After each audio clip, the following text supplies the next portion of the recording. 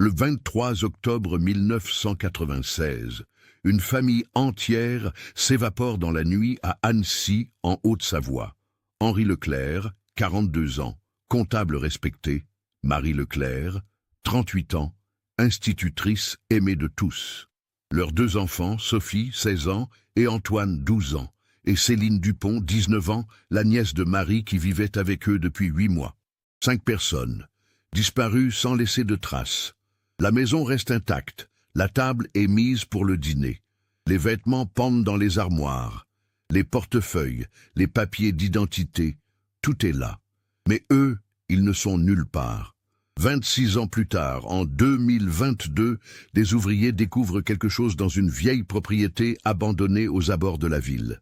Ce qu'ils trouvent va enfin révéler la vérité sur cette nuit d'octobre. Une vérité que personne n'aurait pu imaginer. Une vérité qui implique des secrets de famille, une grossesse mystérieuse et une rumeur qui a hanté cette communauté pendant plus de 2 décennies.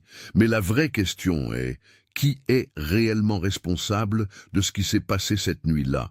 Et pourquoi ont-ils tous disparu en même temps? Avant de continuer avec cette histoire troublante, si vous appréciez les cas mystérieux réels comme celui-ci, abonnez-vous à la chaîne et activez les notifications pour ne manquer aucun nouveau cas. Maintenant, découvrons comment tout a commencé. Annecy, surnommée la Venise des Alpes, est une ville de 52 000 habitants nichée entre les montagnes savoyardes et les rives cristallines de son lac. En 1996, c'est une communauté tranquille, où tout le monde se connaît, où les commerces familiaux prospèrent depuis des générations et où les scandales sont rares. Le vieil Annecy, avec ses canaux et ses façades colorées, attire déjà les touristes, mais la ville conserve son âme provinciale française, ce mélange particulier de discrétion et de curiosité pour la vie des voisins. La famille Leclerc habite rue Sainte-Claire, dans une maison de ville de 3 étages construite au début du siècle. C'est un quartier résidentiel calme, à 10 minutes à pied du centre historique. Les maisons s'alignent avec leurs façades en pierre calcaire typiques de la région, leurs volets vert foncé et leurs petits jardins soignés. La rue monte doucement vers les collines qui surplombent la ville, offrant une vue magnifique sur le lac et les montagnes environnantes. Henri Leclerc travaille depuis 16 ans comme comptable principal chez Alpitech, une entreprise de composants électroniques située dans la zone industrielle d'Annecy-le-Vieux.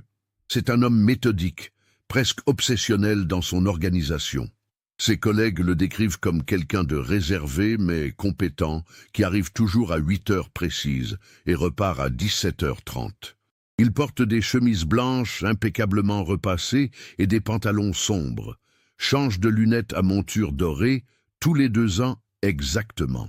Ses cheveux grisonnants sont toujours coiffés de la même façon, séparés sur le côté gauche. Il n'est pas particulièrement aimé ni détesté, il est simplement là, fiable comme une horloge suisse. Mais derrière cette façade rigide se cache un homme plus complexe. Henri collectionne les timbres depuis son enfance, passe des heures dans son bureau du premier étage à classer ses albums philatéliques. Il possède une collection impressionnante de timbres français du XIXe siècle, certains valant plusieurs milliers de francs. C'est sa seule passion, son seul luxe dans une vie autrement austère. Le dimanche matin, il se rend au marché aux puces du Paquier, cherchant inlassablement de nouvelles pièces pour sa collection. Marie Leclerc, née Gauthier, enseigne le français et l'histoire aux élèves de CM2 à l'école primaire du quartier depuis 14 ans. Contrairement à son mari, Marie est expansive, chaleureuse, toujours prête à rire. Elle porte des robes fleuries en été, des pulls en laine colorés en hiver, ses cheveux châtains bouclés tombent sur ses épaules, et elle ne se maquille presque jamais, préférant son visage naturel aux artifices. Les enfants l'adorent, les parents la respectent. Elle organise chaque année la kermesse de l'école, dirige la chorale des élèves, reste après les cours pour aider ceux qui ont des difficultés. Marie vient d'une famille nombreuse de Lyon. Elle a 3 sœurs et un frère. Sa sœur cadette, Françoise, est décédée dans un accident de voiture en 1993, laissant derrière elle sa fille unique, Céline, alors âgée de 16 ans. Sans hésiter, Marie et Henri ont proposé d'accueillir la jeune fille. Mais Céline a d'abord choisi de rester à Lyon avec son père, qui s'est remarié rapidement. Ce n'est qu'en février 1996, après des tensions croissantes avec sa belle-mère, que Céline a finalement accepté de venir vivre à Annecy. Sophie Leclerc, l'aînée, est en première au lycée Berthollet. C'est une élève brillante, passionnée de littérature et de philosophie. Elle écrit des poèmes dans des cahiers qu'elle cache sous son matelas, rêve de devenir journaliste ou écrivaine.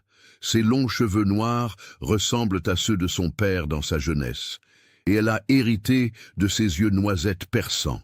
Mais contrairement à Henri, Sophie est expressive, intense dans ses émotions. Elle se dispute souvent avec son père sur des questions d'argent, de sortie, de liberté. Henri trouve qu'elle est trop indépendante, trop moderne. Marie joue souvent les médiatrices entre eux.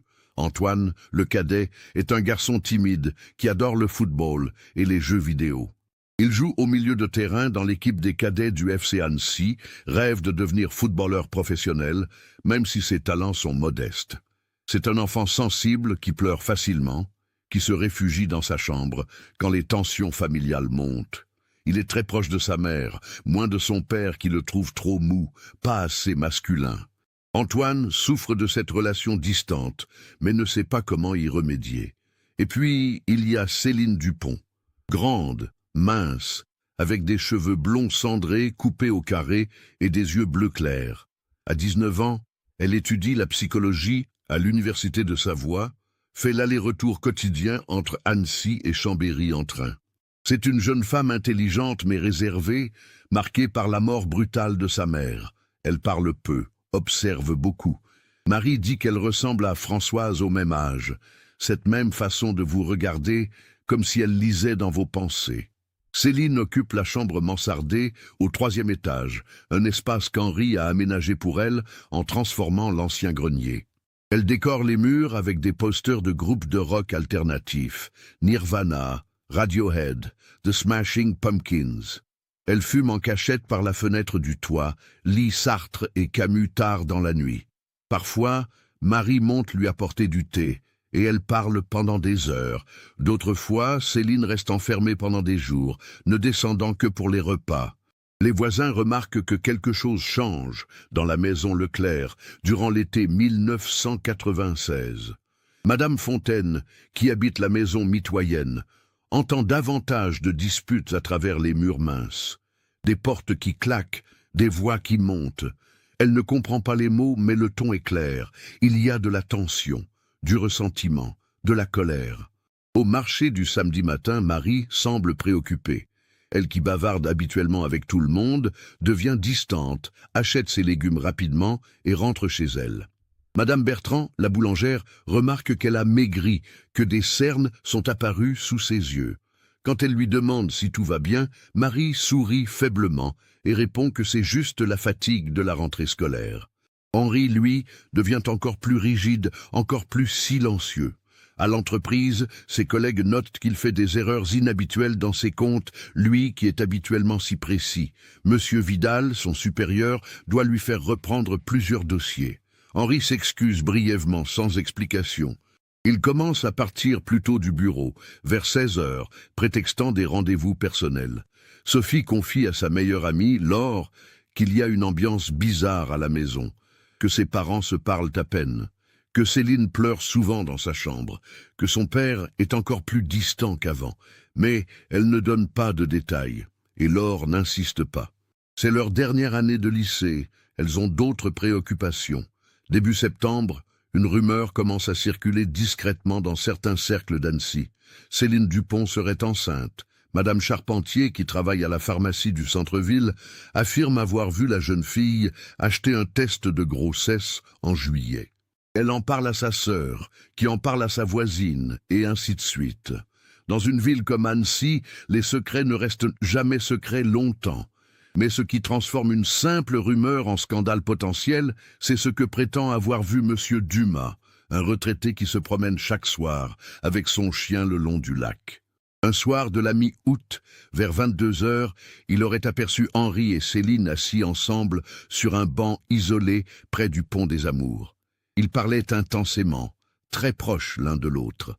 À un moment, selon M. Dumas, Henri aurait posé sa main sur le ventre de Céline. Le vieil homme en parle à sa femme, qui en parle à ses amis de la paroisse. L'interprétation devient évidente, même si personne n'ose la formuler clairement. Henri Leclerc et sa nièce par alliance. C'est impensable, c'est horrible. Mais les gens commencent à regarder différemment la famille Leclerc. Les regards deviennent fuyants. Les conversations s'arrêtent quand Marie entre dans une boutique. Pourtant, rien n'est prouvé. Ce sont juste des rumeurs, des suppositions basées sur un geste ambigu et une grossesse possible.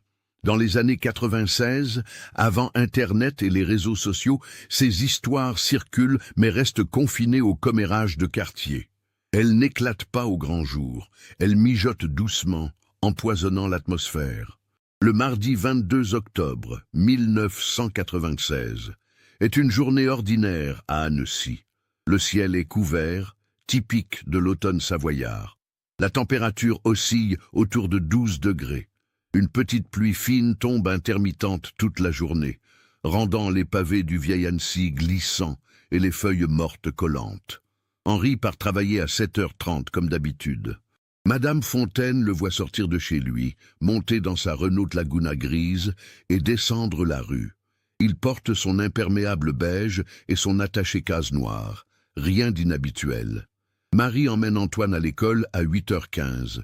Plusieurs parents et enseignants la voient dans la cour. Elle semble fatiguée mais sourit aux enfants. Madame Laurin, une autre institutrice, lui propose de boire un café après les cours. Marie accepte. Elle se donne rendez-vous à 16h30 à la brasserie du coin. Sophie prend le bus pour le lycée à 8h moins le quart. Son amie Laure monte avec elle à l'arrêt suivant. Elles bavardent de leur professeur de mathématiques qui est insupportable, d'une soirée prévue le samedi suivant. Sophie ne mentionne rien d'anormal, elle semble de bonne humeur même. Céline prend le train de 8h42 pour Chambéry. La vendeuse de la boulangerie de la gare la voit acheter un croissant et un café. Céline porte un jean et un grand pull noir, un sac à dos sur l'épaule. Elle ne parle à personne, monte dans le train avec son livre.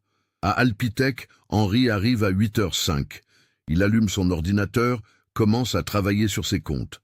Vers 10h, M. Vidal vient le voir dans son bureau. Ils discutent d'un dossier pendant 15 minutes. Vidal remarque qu'Henri semble distrait, mais il ne dit rien.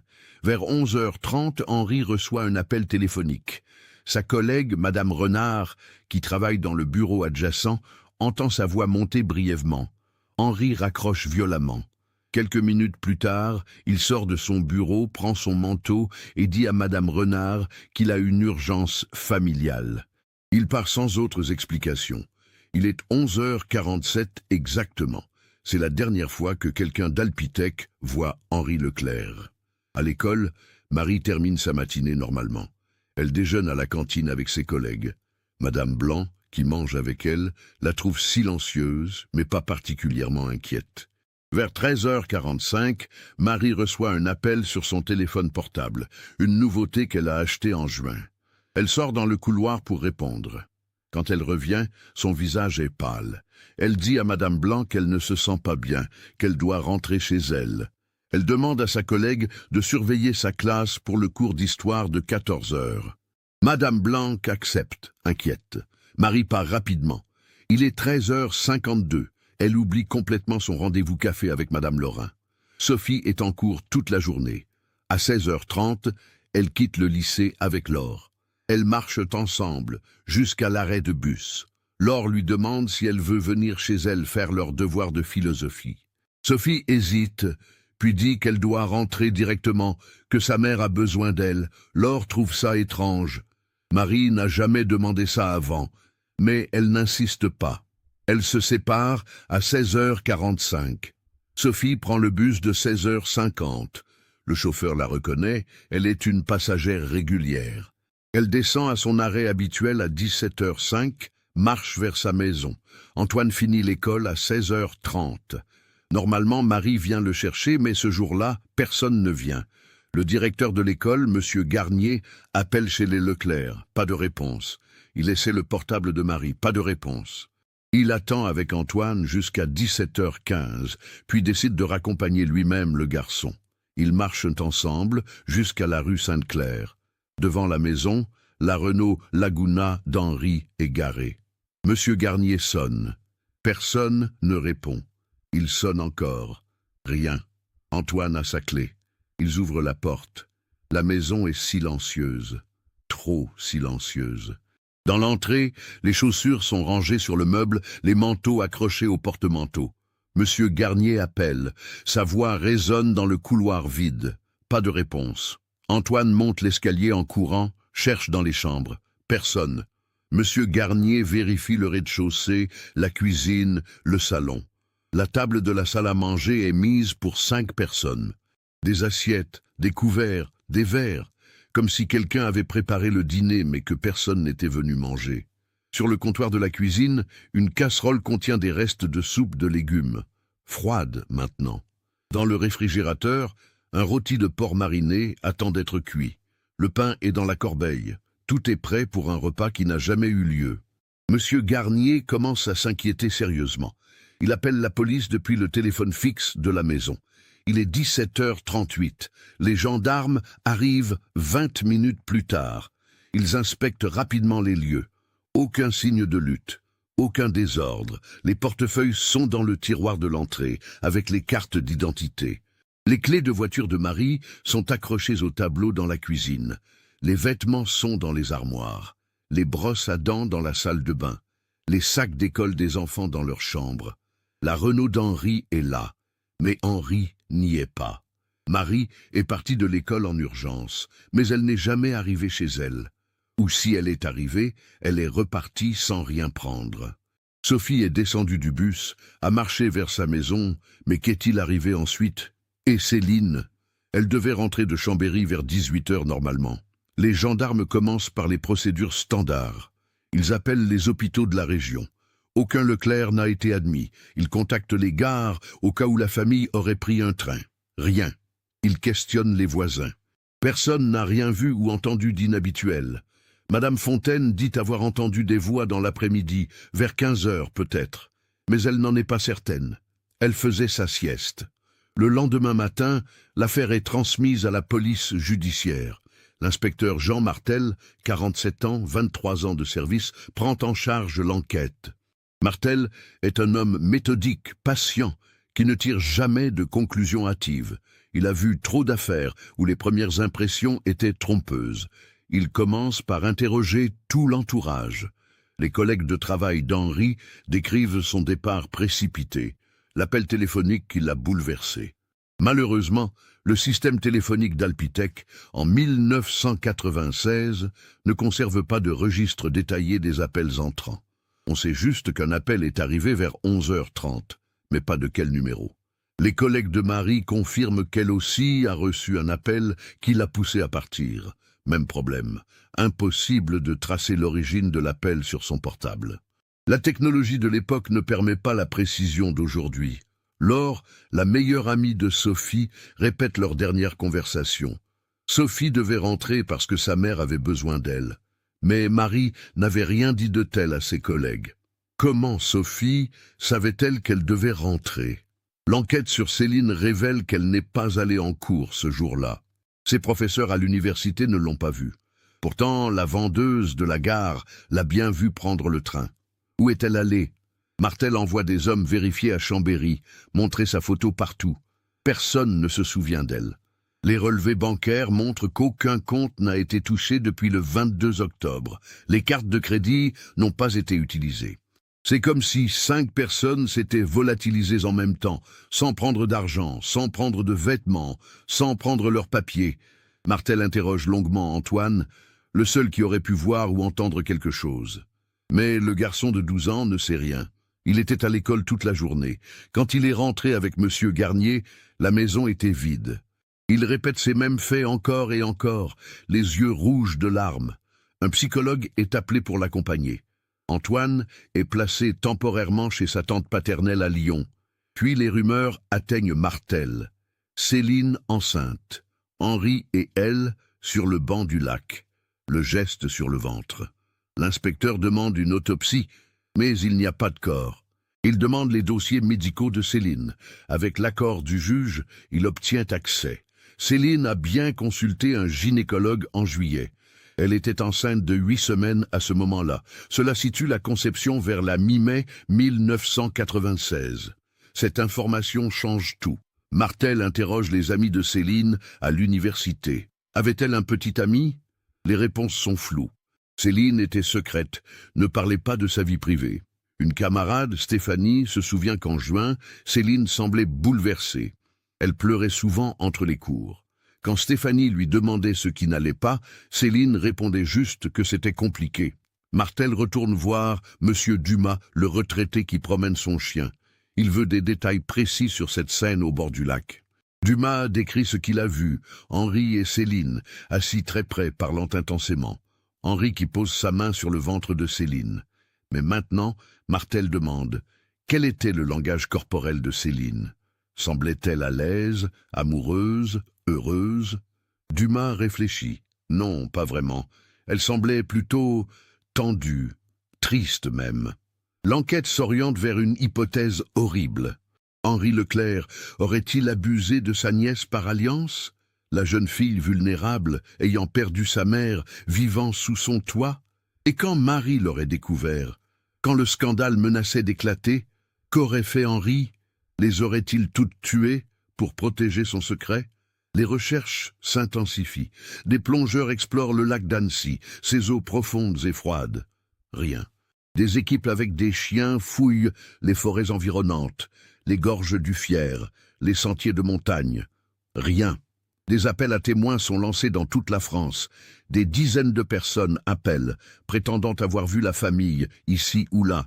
Mais chaque piste mène à une impasse. Les médias s'emparent de l'affaire. Les journaux titrent « Famille mystérieusement disparue à Annecy », puis, quand les rumeurs filtrent, le secret horrible de la famille Leclerc. La télévision envoie des équipes. Des émissions comme Perdu de vue consacrent des épisodes entiers au cas. La photo de la famille, prise l'été précédent pendant des vacances à la Clusaz, tous souriants, est diffusée partout. Les mois passent. L'hiver 1996 arrive, recouvre Annecy de neige. Les recherches continuent, mais avec moins d'intensité. Martel ne lâche pas l'affaire. Il y pense le soir, incapable de dormir. 5 personnes ne disparaissent pas sans laisser de traces. Il doit y avoir quelque chose, un détail qu'il a manqué. En janvier 1997, un juge prononce la disparition inquiétante officielle. Cela permet de geler les comptes bancaires, de protéger les biens de la famille. La maison reste vide, scellée par la police. Personne ne peut y entrer. Elle devient un monument silencieux au mystère, ses volets fermés, son jardin envahi par les mauvaises herbes. Antoine vit maintenant avec sa tante Marguerite à Lyon. C'est une femme gentille mais distante, la sœur d'Henri qu'il voyait rarement avant. Elle fait de son mieux, mais Antoine reste enfermé dans sa douleur. Il ne parle presque plus. À l'école, il est le garçon dont la famille a disparu. Les autres enfants le regardent avec un mélange de pitié et de fascination morbide. Certains parents disent à leurs enfants de ne pas traîner avec lui, comme si le malheur était contagieux. Un psychologue le suit 2 fois par semaine. Antoine dessine beaucoup pendant les séances. Toujours les mêmes images. Sa maison, sa famille, autour de la table du dîner. Mais dans ses dessins, il n'y a jamais de visage, juste des silhouettes vides. La famille de Marie est dévastée.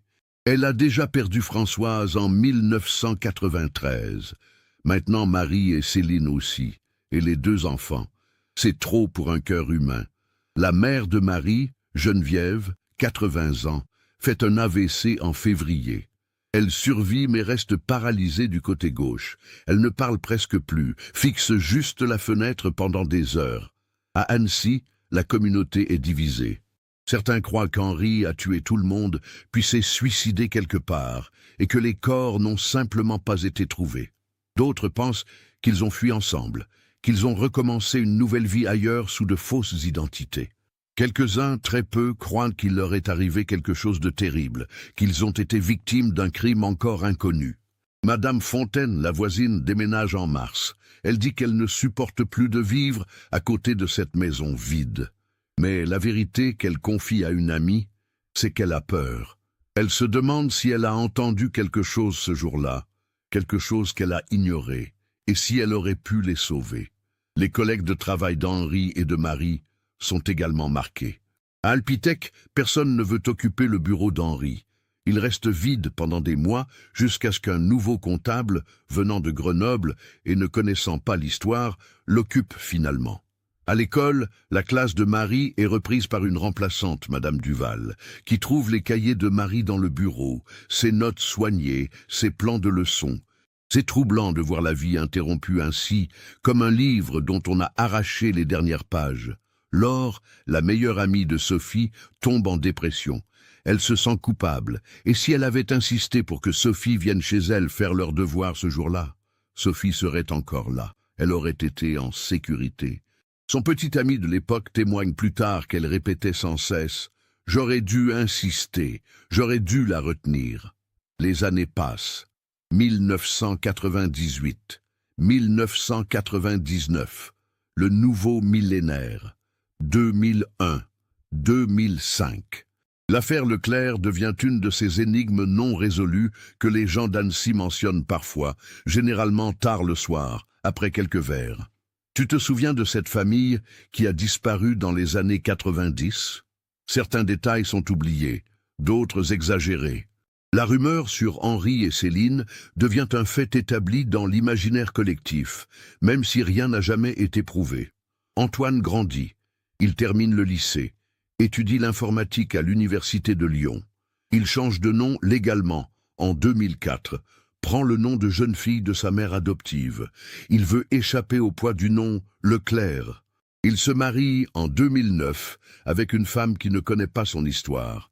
Il ne lui en parle qu'après 3 ans de mariage, et même là, il donne le minimum de détails. Martel prend sa retraite en 2008. Le dossier Leclerc reste dans son bureau jusqu'au dernier jour. Il le relit une dernière fois avant de le transmettre officiellement aux archives. Il est convaincu que la vérité est quelque part dans ses pages, dans ses témoignages, dans ses photos de la scène. Mais il n'a jamais réussi à la trouver. En 2015, un documentariste indépendant fait un film sur les grandes disparitions mystérieuses en France. L'affaire Leclerc y figure. Il interviewe Antoine, maintenant âgé de 31 ans. C'est la première fois qu'Antoine parle publiquement de cette journée. Il est assis dans un fauteuil, la lumière basse, son visage partiellement dans l'ombre. Sa voix est calme, mais on sent la douleur juste en dessous. « Je pense à eux tous les jours », dit-il. « Je me demande ce qui s'est passé dans cette maison après que je sois parti à l'école ce matin-là. Qui a appelé mon père au travail? Qui a appelé ma mère? Pourquoi ma sœur savait-elle qu'elle devait rentrer directement? Et Céline, où est-elle allée ce jour-là? Toutes ces questions sans réponse. C'est comme vivre avec un trou dans le cœur. On apprend à fonctionner autour, mais il ne guérit jamais. » Le documentaire ravive brièvement l'intérêt pour l'affaire. La police reçoit de nouveaux appels, de nouvelles pistes supposées. Toutes mènent nulle part. Un médium contacte la police, prétend savoir où sont les corps. Les recherches à l'endroit qu'elle indique ne trouvent rien. C'est le cycle habituel de ces affaires anciennes. Un regain d'attention, de faux espoirs, puis le retour à l'oubli. La maison de la rue Sainte-Claire reste vide jusqu'en 2010. Finalement, après 14 ans, un juge autorise sa vente pour payer les dettes accumulées et créer un fonds pour Antoine. Un jeune couple de Paris l'achète, attiré par le prix bas. Ils ignorent l'histoire. Quand les voisins leur racontent, ils hésitent, mais décident de rester. Ils rénovent entièrement, changent la disposition des pièces, repeignent tout en blanc. Ils veulent effacer le passé. Mais parfois, tard le soir, la femme dit entendre des voix à l'étage. Son mari lui dit que ce sont les canalisations, le vent dans les combles. Elle n'est pas convaincue. Les rumeurs sur Henri et Céline évoluent avec le temps. Certains racontent maintenant qu'ils avaient une relation depuis des années, que Sophie le savait et menaçait de tout révéler. D'autres disent que Marie était complice, qu'elle acceptait la situation par peur de perdre sa sécurité financière. Rien de tout cela n'est basé sur des faits. Ce sont juste les façons dont les gens essaient de donner un sens à l'incompréhensible. En 2018, un nouveau policier, le capitaine Lucas Arnaud, 32 ans, récemment affecté à Annecy, demande à consulter les archives de vieilles affaires non résolues. Il tombe sur le dossier Leclerc. Quelque chose l'intrigue. Il passe des semaines à tout relire, à étudier chaque témoignage, chaque photo. Il remarque des incohérences dans la chronologie. Des petits détails que personne n'a vraiment questionnés à l'époque. Par exemple, si Henri a quitté son bureau à 11h47 et si la distance entre Alpitech et la rue Sainte-Claire prend environ 15 minutes en voiture, il devrait être arrivé chez lui vers 12h05, mais personne ne l'a vu. Madame Fontaine était chez elle. Elle aurait entendu la voiture, le portail s'ouvrir. Elle n'a rien entendu jusqu'à 15h environ, quand elle a perçu des voix. Autre détail, Céline a pris le train pour Chambéry, mais n'est jamais allée à l'université. Le train arrive à Chambéry à 9h38. Le prochain train de retour vers Annecy part à 11h15, arrive à 12h27. Si Céline avait pris ce train, elle serait rentrée à Annecy vers 12h30. C'est possible, mais pourquoi aurait-elle fait cet aller-retour ? Arnaud consulte les anciens registres de la gare. En 1996, il n'y avait pas de caméra, pas de billets électroniques traçables, juste des contrôleurs qui pointaient les billets. Impossible de savoir avec certitude. Il décide de réinterroger les témoins encore vivants. Madame Fontaine est décédée en 2016, Monsieur Dumas en 2012. Beaucoup d'autres ont déménagé ou ne se souviennent plus précisément après 22 ans. Mais Laure, l'amie de Sophie, est toujours à Annecy. Elle a maintenant 38 ans et mariée, a 2 enfants. Arnaud va la voir. Il s'assoit dans son salon. Laure sert du thé.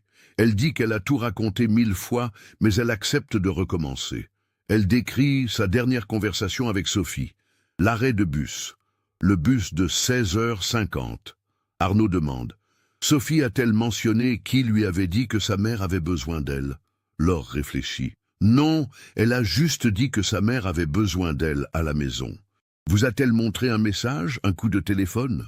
Non, maintenant que vous le dites, je ne sais pas comment elle le savait.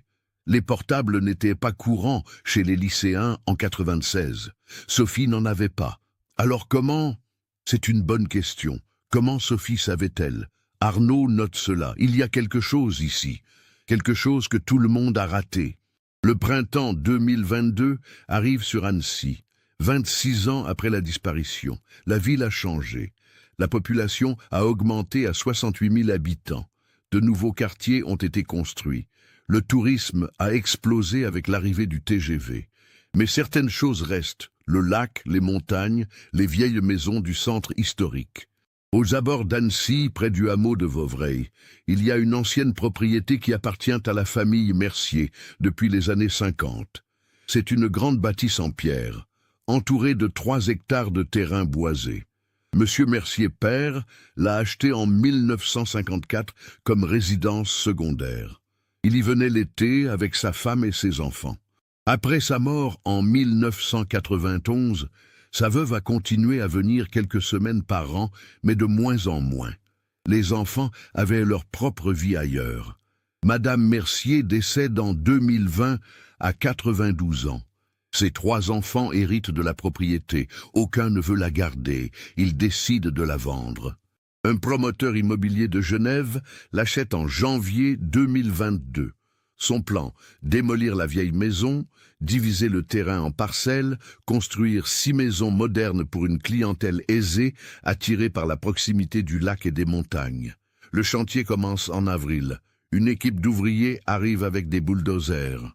Le contremaître, Fabien Jourdain, 48 ans, 25 ans d'expérience, dirige les opérations. C'est un travail de routine. Ils ont fait des dizaines de démolitions comme celle-ci. Le lundi 25 avril 2022 vers 11h du matin, les ouvriers commencent à démolir le sous-sol de la vieille maison. C'est une cave voûtée en pierre, typique des constructions anciennes. Humide, sombre, avec une odeur de terre et de moisissure. La plupart du sous-sol est vide, juste quelques vieux meubles abandonnés, des cartons moisis. Mais dans le coin nord-ouest, il y a un mur qui semble plus récent que les autres. Les pierres sont différentes, le mortier moins dégradé. Jourdain le remarque immédiatement. Il fait signe à ses hommes d'être prudents.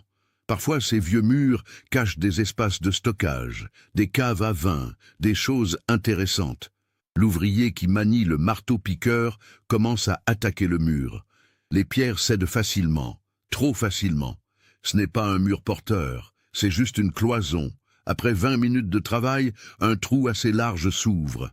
L'ouvrier, Karim, 28 ans, s'approche avec sa lampe torche. Il dirige le faisceau dans l'ouverture. Ce qu'il voit le fait reculer violemment. Il lâche sa lampe. Son visage devient blanc. Il se met à vomir sur le côté. Jourdain se précipite. « Qu'est-ce qu'il y a, Karim? Qu'est-ce que tu as vu ?»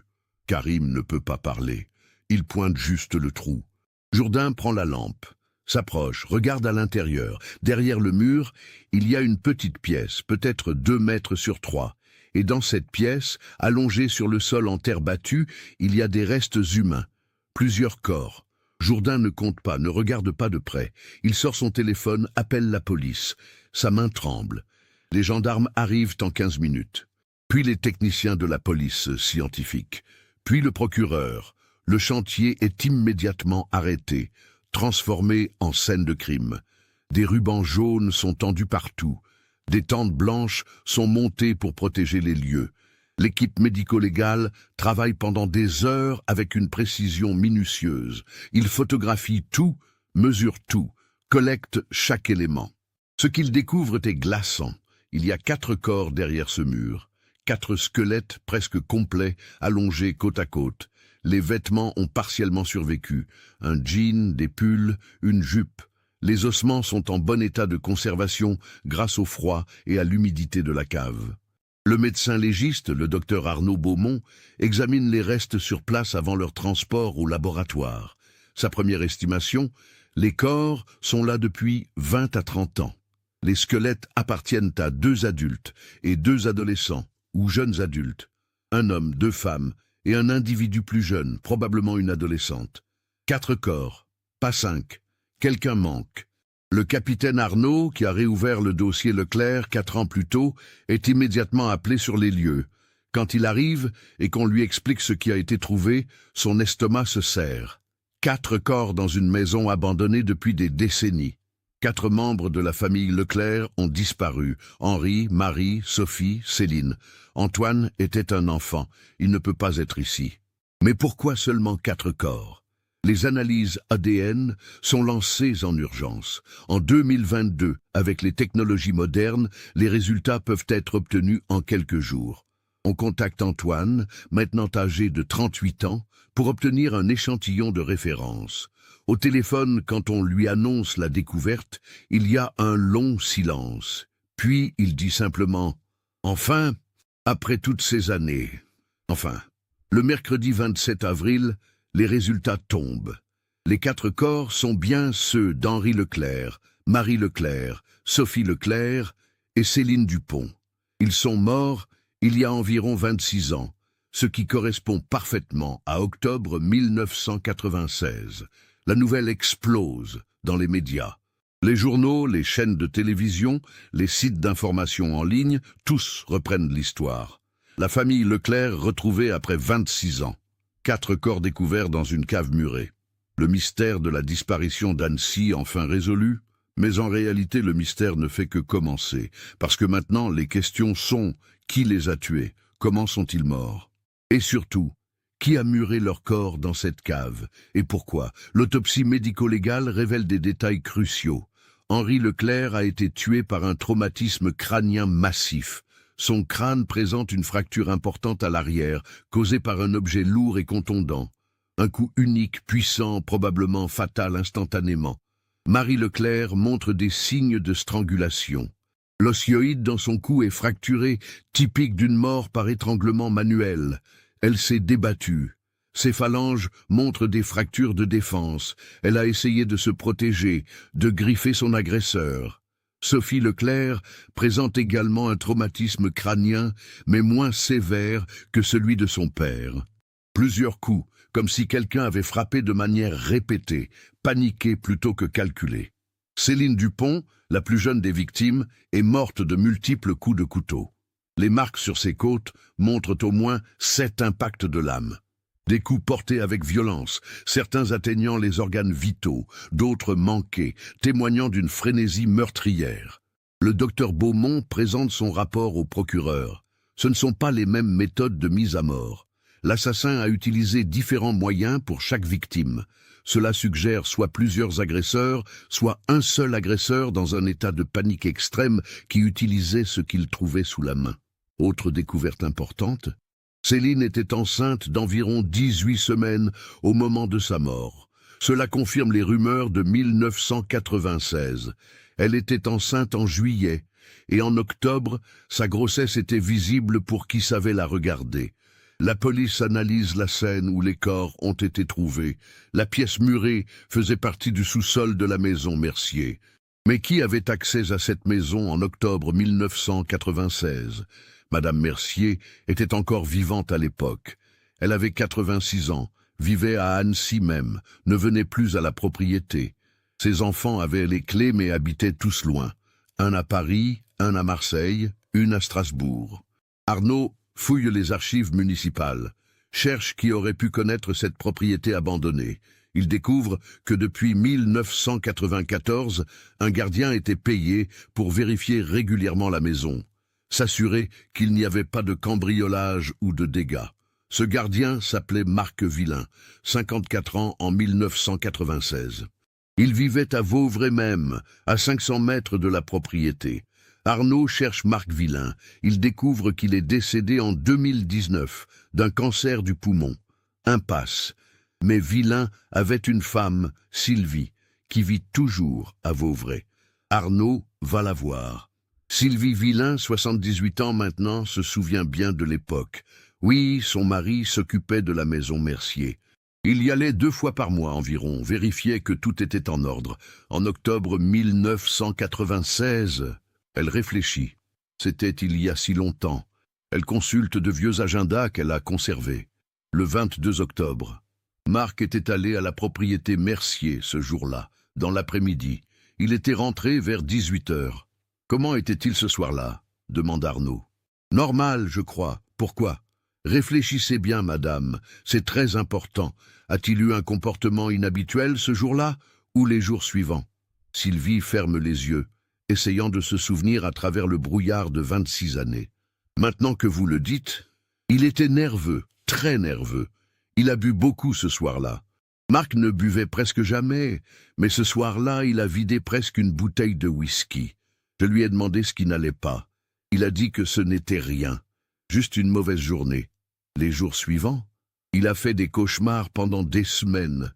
Il se réveillait en sueur, criant, mais il refusait d'en parler. Arnaud sent son pouls s'accélérer. Marc Villain, le gardien. Il était à la propriété le jour de la disparition. Mais était-il l'assassin ou a-t-il simplement vu quelque chose? Et maintenant, il est mort. Impossible de l'interroger. Arnaud demande. Votre mari connaissait-il la famille Leclerc? Sylvie réfléchit. Les Leclerc, ce nom me dit quelque chose. Attendez. Elle se lève, va chercher une boîte dans un placard. Des photos. Elle les trie. Tenez, regardez ça. C'est une photo de barbecue. Était 1995. On y voit Marc Villain, Sylvie, et plusieurs autres personnes. Et là, sur le côté, on reconnaît Henri Leclerc et Marie. Ils sourient, tiennent des verres de vin. Nous nous connaissions, dit Sylvie. Pas très bien, mais nous nous croisions parfois. Marc et Henri jouaient aux boules ensemble le dimanche après-midi, à la place du village. Rien de très proche, mais ils étaient amicaux. Tout se complique. Marc connaissait Henri. Il était à la propriété Mercier le jour où la famille a disparu. Il a ensuite montré des signes de stress intense. Mais comment tout cela s'est-il passé? Pourquoi? Arnaud retourne aux témoignages de 1996, les relie avec ses nouvelles informations. Il remarque quelque chose qu'il avait raté. Le témoignage d'un facteur qui livrait le courrier rue Sainte-Claire le 22 octobre. Le facteur, interrogé à l'époque, avait dit avoir vu la Renault d'Henri garée devant la maison vers 14h30. Mais Henri était parti de son bureau à 11h47. Où était-il entre midi et 14h30? Arnaud cherche d'autres détails. Il consulte les anciens registres téléphoniques, les appels passés depuis la maison Leclerc ce jour-là.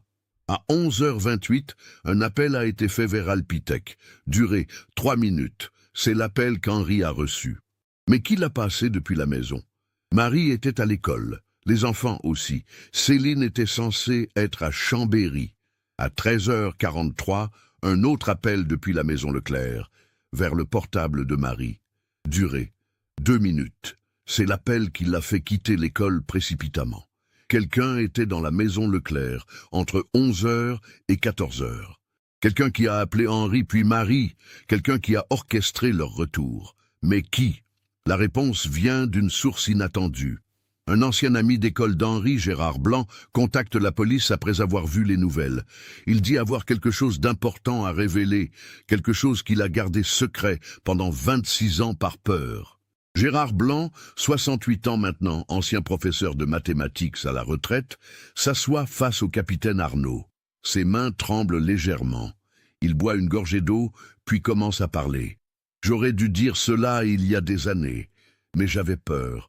Peur des implications, peur de détruire une mémoire. Mais maintenant que vous avez trouvé les corps, je ne peux plus me taire. Prenez votre temps, monsieur Blanc. Je connaissais Henri depuis l'enfance. Nous avons grandi ensemble à Annecy. Nous étions proches jusqu'à nos 20 ans environ. Puis nous nous sommes éloignés, mais nous nous croisions parfois. En juin 1996, je l'ai rencontré par hasard dans un café. Il était bouleversé. Il voulait parler à quelqu'un. Il m'a tout raconté. Arnaud se penche en avant. Racontez quoi? Céline était enceinte, mais ce n'était pas son enfant, c'était celui d'Antoine. Le silence dans la pièce est absolu. Arnaud croit avoir mal entendu. Antoine? Son fils? Mais Antoine avait 12 ans. Non, pas Antoine le fils d'Henri. Antoine Mercier, le fils de la propriétaire de la maison où vous avez trouvé les corps. Soudain, tout commence à s'éclaircir dans l'esprit d'Arnaud. Antoine Mercier, le fils de Madame Mercier. Il consulte rapidement ses notes. Antoine Mercier, né en 1970. Il aurait eu 26 ans en 1996. Il vivait à Paris, mais venait parfois visiter sa mère à Annecy. Continuez, dit Arnaud. Henri m'a dit que Céline avait rencontré Antoine lors d'une fête en mai, une soirée organisée par des étudiants de l'université. Antoine était là, en visite. Ils ont eu une aventure d'une nuit. Céline ne le connaissait même pas vraiment. Juste un prénom. Quand elle a découvert qu'elle était enceinte, elle ne savait pas comment le retrouver. Elle en a parlé à Henri? Oui, en juillet. Elle était désespérée. Henri a essayé de la rassurer, de lui dire qu'il trouverait une solution. Il a fait des recherches discrètes, a fini par comprendre que cet Antoine était le fils Mercier. Il le connaissait vaguement, ils s'étaient croisés à quelques reprises. Qu'a fait Henri? Il a contacté Antoine, lui a expliqué la situation. Antoine a très mal réagi. Il a dit que c'était impossible, qu'il ne pouvait pas être père, qu'il allait se marier en décembre avec sa fiancée. Il a proposé de l'argent pour un avortement, mais Céline ne voulait pas. Elle voulait garder l'enfant. Arnaud comprend maintenant. Antoine Mercier avait accès à la propriété de sa mère, la propriété abandonnée. Exactement. Henri m'a dit qu'Antoine était devenu menaçant. Il disait que si Céline ne se débarrassait pas de l'enfant, il allait... Mais Henri ne pensait pas qu'il était sérieux. C'était juste des menaces en l'air, pensait-il. Pourquoi n'avez-vous rien dit à l'époque? Gérard baisse les yeux. Parce qu'Antoine Mercier m'a contacté, quelques jours après la disparition. Il m'a dit qu'il savait que je connaissais le secret. Il m'a menacé. Il a dit que si je parlais, il dirait à tout le monde qu'Henri était le père de l'enfant de Céline, que toute ma famille serait éclaboussée par le scandale. J'ai eu peur. J'ai gardé le silence. Arnaud sort du commissariat, appelle immédiatement le procureur. Ils ont besoin d'un mandat d'arrêt. Antoine Mercier. Il faut le trouver. Les recherches commencent. Antoine Mercier, maintenant âgé de 52 ans, vit à Neuilly-sur-Seine. Il est directeur financier dans une grande entreprise pharmaceutique. Marié, 3 enfants. Une vie apparemment parfaite. La police arrive à son domicile le vendredi 29 avril à 6 heures du matin. Antoine ouvre la porte en peignoir, une tasse de café à la main. Quand il voit les policiers, son visage ne montre aucune surprise, juste une sorte de résignation, comme s'il attendait ce moment depuis 26 ans. Antoine Mercier, vous êtes en état d'arrestation pour les meurtres d'Henri Leclerc, Marie Leclerc, Sophie Leclerc et Céline Dupont. Il ne résiste pas. Il dit simplement « Je peux m'habiller ?» Sa femme descend l'escalier, voit la scène, porte la main à sa bouche. Les enfants apparaissent, adolescents maintenant. Le monde parfait qu'Antoine a construit pendant un quart de siècle s'effondre en quelques secondes. Au commissariat, Antoine refuse d'abord de parler sans son avocat. Mais après 2 heures d'attente, quelque chose se brise en lui. Il demande à parler. Son avocat lui conseille de se taire. Antoine ignore le conseil. « Je vais tout vous dire, j'en ai assez de porter ce poids. Chaque jour pendant 26 ans, je me suis réveillé avec leur visage dans ma tête. Chaque nuit, je les vois dans mes cauchemars. Je veux que ça s'arrête. » Le capitaine Arnaud allume l'enregistreur. Antoine commence son récit. Sa voix est calme, presque détachée, comme s'il parlait de quelqu'un d'autre. J'ai rencontré Céline en mai 96 lors d'une soirée étudiante à Chambéry. Elle était belle, intelligente. Nous avons bu, dansé, parlé toute la nuit. Nous avons couché ensemble. Je ne lui ai pas dit que j'étais fiancé. Le lendemain, je suis rentré à Paris. Je ne lui ai même pas donné mon numéro de téléphone. Pour moi, c'était juste une aventure, sans importance. En juillet, Henri Leclerc m'a appelé. Je ne comprenais pas comment il m'avait retrouvé. Il m'a dit que Céline était enceinte. 2 mois. J'ai paniqué. Ma vie était parfaitement organisée. Je devais me marier en décembre avec Isabelle, la fille d'un associé important de mon entreprise. Ce mariage allait ouvrir des portes pour ma carrière. Un enfant illégitime, c'était impossible. J'ai proposé de payer pour un avortement. Henri a dit que Céline refusait. J'ai proposé plus d'argent. Il a dit que ce n'était pas une question d'argent. J'ai menacé. J'ai dit que si elle gardait cet enfant, je dirais à tout le monde qu'Henri l'avait mise enceinte. Qu'il abusait de sa nièce. Je savais que les rumeurs circulaient déjà. Henri était horrifié par ma menace. Il a dit qu'il devait réfléchir, trouver une solution. Antoine boit une gorgée d'eau, continue. Les semaines ont passé. J'étais de plus en plus anxieux. En octobre, j'ai décidé d'agir. Je suis venu à Annecy le lundi 21 octobre. J'avais les clés de la propriété de ma mère. Je savais qu'elle était abandonnée, que personne n'y allait sauf le gardien 2 fois par mois. J'ai vérifié son calendrier chez ma mère. Le mardi 22, il ne devait pas venir. Le mardi matin, j'ai appelé Céline très tôt. Je lui ai dit que j'avais changé d'avis, que je voulais parler, trouver une solution ensemble. Je lui ai demandé de ne pas aller en cours, de prendre le train pour Chambéry, mais de descendre à la gare suivante, à Aix-les-Bains. Je l'ai récupérée là-bas avec ma voiture. Je l'ai emmenée à la propriété de Vauvray. Elle pensait que nous allions juste parler. La voix d'Antoine tremble maintenant. Dans la maison, j'ai essayé une dernière fois de la convaincre. Je lui ai proposé 100 000 francs. Elle a refusé. Elle a dit qu'elle voulait garder son enfant, qu'elle l'élèverait seule si nécessaire. J'ai perdu le contrôle. Je l'ai saisie. J'ai essayé de la secouer pour lui faire comprendre qu'elle ruinait ma vie. Elle s'est débattue. Il y avait un vieux couteau de cuisine sur une étagère. Je ne sais pas comment, mais soudain il était dans ma main. Et il s'arrête, ferme les yeux. Je l'ai poignardée, encore et encore. Je ne pouvais plus m'arrêter. Quand c'était fini, elle était morte sur le sol de la cave. Il y avait du sang partout. J'ai paniqué complètement. J'ai réalisé ce que je venais de faire. J'allais en prison pour le reste de ma vie. Toute ma vie était finie. J'ai pensé à me suicider. Puis j'ai eu une autre idée. Une idée horrible. J'ai utilisé le téléphone de la maison pour appeler Henri à son travail. J'ai déformé ma voix. J'ai dit que j'avais Céline, qu'il devait venir immédiatement à l'adresse que je lui donnais s'il voulait la revoir vivante. Il a demandé si elle allait bien. J'ai raccroché. Henri est arrivé vers 12h30. Quand il est descendu dans la cave et qu'il a vu le corps de Céline, il a hurlé. Il s'est agenouillé près d'elle, pleurait, criait. Je me suis approché par derrière avec une barre de fer que j'avais trouvée. Je l'ai frappé à la tête. Une fois, il est tombé et ne s'est plus relevé. Antoine s'essuie les yeux. Arnaud ne dit rien, le laisse continuer. Puis j'ai appelé Marie depuis le téléphone de la maison. J'ai imité la voix d'Henri du mieux que j'ai pu. J'ai dit qu'il y avait une urgence avec Céline, qu'elle devait rentrer immédiatement. Marie est arrivée vers 14h15. Quand elle est descendue dans la cave et qu'elle a vu Henri et Céline morts, elle a commencé à hurler. Je me suis jeté sur elle, j'ai mis mes mains autour de son cou.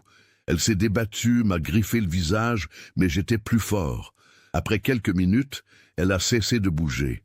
3 corps maintenant, mais j'ai réalisé qu'il y avait un problème. Sophie. Sophie savait que sa mère devait rentrer d'urgence. Si je laissais Sophie en vie, elle pourrait faire le lien. J'ai attendu dans la maison. Vers 17h, Sophie est arrivée. Je l'ai entendue appeler sa mère. Quand elle est descendue à la cave chercher, je l'ai frappée. Plusieurs fois. Je ne voulais pas la tuer. C'était juste une enfant. Mais je n'avais pas le choix. Arnaud sent la nausée monter. Et Antoine, le petit garçon, pourquoi ne pas l'avoir tué aussi? Parce qu'il était à l'école. Parce que ça suffisait. Parce que j'étais épuisé. J'ai monté le mur dans la cave, j'ai scellé les corps derrière, j'ai nettoyé le sang du mieux que j'ai pu, j'ai quitté la propriété vers 18h, le gardien, Marc Villain, arrivait justement. Il m'a vu sortir, il m'a demandé ce que je faisais là. J'ai dit que je vérifiais juste la propriété pour ma mère. Il a eu l'air suspicieux mais n'a rien dit. Je suis rentré à Paris. Les jours suivants, quand j'ai entendu parler de la disparition, j'ai fait semblant d'être choqué. J'ai même appelé ma mère pour lui dire combien c'était terrible. J'ai menacé Gérard Blanc pour qu'il ne parle jamais. J'ai répandu moi-même la rumeur qu'Henri avait mis Céline enceinte pour détourner les soupçons. Et vous avez vécu avec ça pendant 26 ans? Oui, je me suis marié comme prévu. J'ai eu des enfants, j'ai bâti ma carrière, mais chaque jour, je pensais à eux. Surtout à Céline. Elle ne voulait que garder son enfant, notre enfant, et je l'ai tué pour ça. J'ai tué 4 personnes innocentes pour protéger ma petite vie parfaite. Antoine baisse la tête. Vous savez ce qui est ironique? Ma femme et moi, nous n'avons pas pu avoir d'enfants naturellement. Nous avons dû faire de la FIV. Pendant toutes ces années, j'ai prié pour avoir des enfants, mais en même temps, je savais que j'avais tué mon premier enfant. Celui qui était dans le ventre de Céline. Le procès d'Antoine Mercier commence en novembre 2022. Il plaide coupable pour tous les chefs d'accusation. Le procureur demande la perpétuité réelle. L'avocat de la défense tente de plaider la panique, la folie temporaire, mais personne n'est convaincu. Les preuves sont accablantes. Son propre témoignage le condamne. Antoine Leclerc, le petit garçon qui a grandi orphelin, est présent au procès. Il a maintenant 38 ans, 2 enfants. Quand il témoigne, sa voix est ferme, mais ses mains tremblent. Pendant 26 ans, j'ai vécu sans savoir ce qui était arrivé à ma famille. J'ai imaginé 1000 scénarios. Parfois, je pensais qu'ils étaient quelque part, vivant une nouvelle vie sans moi. D'autres fois, je savais qu'ils étaient morts, mais je ne savais pas comment ni pourquoi. Maintenant, je sais. Un homme a tué ma famille pour protéger sa réputation. Pour ne pas que sa fiancée apprenne qu'il avait mis une fille enceinte. 4 vies pour sauver un mariage. Antoine Leclerc regarde Antoine Mercier droit dans les yeux. Vous m'avez volé ma famille. Vous m'avez volé mon enfance. Ma sœur n'aura jamais de carrière d'écrivaine. Mon père ne verra jamais ses petits-enfants. Ma mère ne sera jamais grand-mère. Céline et son bébé n'ont jamais eu la chance de vivre. Et pourquoi? Pour votre confort. Pour votre carrière. Le verdict tombe le 18 décembre 2022. Antoine Mercier est reconnu coupable de 4 meurtres avec préméditation. Il est condamné à la perpétuité avec une période de sûreté de 30 ans. Il ne sortira pas avant 2052. Il aura 82 ans. Quand on lui demande s'il a quelque chose à dire, Antoine Mercier se lève. Je suis désolé, ces mots sont pathétiquement insuffisants, mais je ne peux rien dire d'autre. J'ai détruit des vies, j'ai détruit ma propre vie. Si je pouvais revenir en arrière, si je pouvais changer ce jour d'octobre, je le ferais. Mais je ne peux pas. Tout ce que je peux faire maintenant, c'est accepter ma punition et espérer que quelque part, d'une manière ou d'une autre, ils peuvent trouver la paix. La propriété de Vauvray n'est jamais développée. Le promoteur immobilier abandonne le projet après la découverte. Personne ne veut acheter un terrain où 4 personnes ont été assassinées. La maison est finalement démolie en 2023. Un mémorial est érigé à sa place, 4 arbres plantés en cercle, une plaque avec les noms d'Henri, Marie, Sophie et Céline. Antoine Leclerc vient parfois se recueillir là. Il amène ses enfants, leur parle de leur grand-père, le collectionneur de timbres, de leur grand-mère, l'institutrice Aimée, de leur tante Sophie qui écrivait des poèmes, de Céline qui étudiait la psychologie. Il veut qu'ils sachent que ces personnes ont existé, qu'elles avaient des rêves, des espoirs, des vies pleines de promesses. Ils ne sont pas juste des victimes dans une affaire criminelle, dit-il à ses enfants. Ils étaient ma famille, ils m'aimaient, et même si je ne les ai pas vus depuis que j'avais 12 ans, je les aime encore. L'affaire Leclerc est close. Après 26 ans de mystère, la vérité est enfin connue. Ce n'était pas une histoire de secrets familiaux sombres ou d'inceste comme les rumeurs le suggéraient. C'était quelque chose de beaucoup plus banal et donc plus terrible. Un homme qui a tué pour protéger son image, sa carrière, son futur mariage. Les rumeurs sur Henri et Céline sont définitivement réfutées. Henri n'était pas un prédateur. Il était juste un oncle qui essayait d'aider sa nièce dans une situation difficile. Et cette aide lui a coûté la vie, ainsi que celle de sa femme et de sa fille. Gérard Blanc, l'ami qui a gardé le secret pendant des décennies, vit maintenant avec une immense culpabilité. Si j'avais parlé en 96, dit-il lors d'une interview, Antoine Mercier aurait été arrêté plus tôt. Mais j'avais peur. Cette peur a permis à un meurtrier de vivre libre pendant 26 ans. Je devrais vivre avec ça pour le reste de ma vie. Marc Villain, le gardien qui avait vu Antoine sortir de la propriété ce jour-là, n'a jamais parlé non plus. Sa femme dit maintenant qu'il suspectait quelque chose, mais qu'Antoine l'avait menacé. Marc a vécu hanté par ce silence jusqu'à sa mort. L'affaire pose des questions troublantes sur les secrets que nous gardons, sur les menaces qui nous font taire, sur les choix que nous faisons quand nous avons peur. Combien de vérités restent cachées parce que quelqu'un a eu peur de parler? Antoine Leclerc continue sa vie. Il travaille dans l'informatique à Lyon. Il est marié, a 2 enfants. Il fait de son mieux pour être un bon père, pour donner à ses enfants la stabilité qu'il n'a jamais eue. Parfois, la nuit, il se réveille et pendant un moment, il est de nouveau ce garçon de 12 ans qui rentre dans une maison vide, qui appelle sa famille et n'obtient que le silence. Mais maintenant, au moins, il connaît la vérité.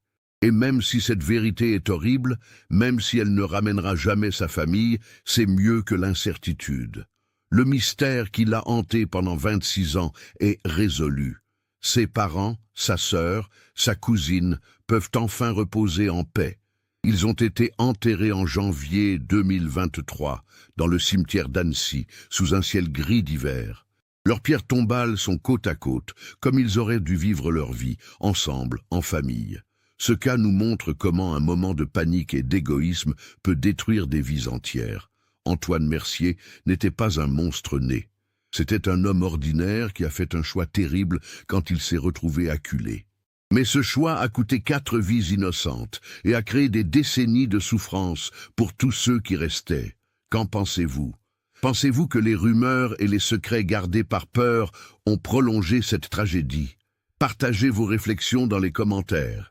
Si cette enquête approfondie vous a marqué, n'oubliez pas de vous abonner à la chaîne et d'activer les notifications. Laissez votre like si cette histoire vous a touché et partagez avec quelqu'un qui s'intéresse aussi à ces cas mystérieux.